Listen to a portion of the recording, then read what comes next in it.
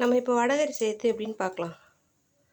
ஒரு கிண்ணத்தில் அரை ஸ்பூன் சோம்பு, பட்டை, 2 லவங்கம் எடுத்து வச்சுருக்கேன்.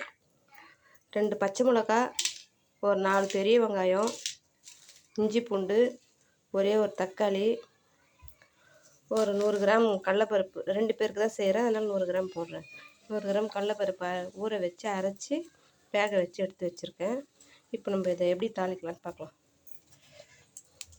கடுகு போட்டு சோம்பு, பட்டை, லவங்கெல்லாம் போட்டு இஞ்சி பூண்டு போட்டு நல்லா வதங்கினோடனே நம்ம வெட்டி வச்சுருக்கிற வெங்காயத்தை போடலாம்.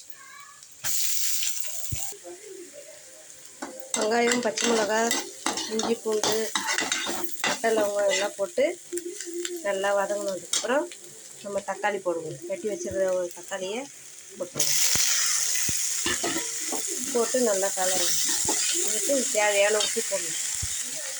கொஞ்சமாக உப்பு போட்டுக்கலாம். இப்போ பத்தலைன்னா அப்புறமா செக் பண்ணிவிட்டு மறுபடியும் போட்டுக்கலாம். நல்லதாக வெங்காயம் தக்காளி நல்லா வதங்கி வந்துடுச்சு. இந்த டைமில் நம்ம தண்ணியை ஊற்றிக்கலாம். தேவையான அளவு தண்ணி ஊற்றிக்கலாம். கொஞ்சம் நிறையவே ஊற்றணும். இது கடலப்பருப்புன்றதுனால திக்காகும், அதனால் கொஞ்சம் நிறைய ஊற்றிக்கலாம். 2 ஸ்பூன் மிளகாத்தூள் போட்டுக்கலாம். 2 ஸ்பூன் மிளகாத்தூள். ஏற்கனவே நான் 3 பச்சை மிளகா போட்டிருக்கேன் காரம். ஒரு ஸ்பூன் மஞ்சத்தூள் போட்டுக்கலாம். நல்லா இந்த மாதிரி கொதி வரும். கொதி வந்தோடனே நம்ம ரெடி பண்ணி வச்சுருக்கிற மாவை இதில் போட்டுடணும். இன்னும் கொஞ்சம் நேரம் கொதி வரட்டும். கொதி வந்தோடனே போடலாம். நல்லா கொதி வந்துடுச்சு. இந்த மாவை நம்ம உதுத்து வச்சுருக்குறோம். இதை போட்டுடலாம். போட்டுட்டு நல்லா கலரி விட்டுடலாம். நல்லா வேகட்டும். அவ்வளோதான், வடகறி ரெடி ஆகிடுச்சு. பாருங்க, எடுத்து ஊற்றணும். இப்படி வரும். நல்லா கடையில் வர மாதிரியே இருக்கும் வடகறி. சூப்பராக இருக்கும். செஞ்சு பாருங்கள். இந்த சமயத்தில் நம்ம கருவேப்பிலை, கொத்தமல்லி போட்டு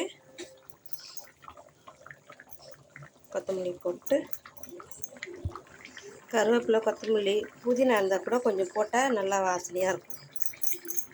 நல்லா டேஸ்ட்டாக இருக்கும். செஞ்சு பாருங்கள். செஞ்சு சாப்பிட்டு பார்த்துட்டு எப்படி இருக்குன்னு சொல்லுங்கள்.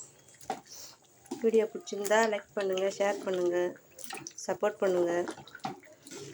நன்றி.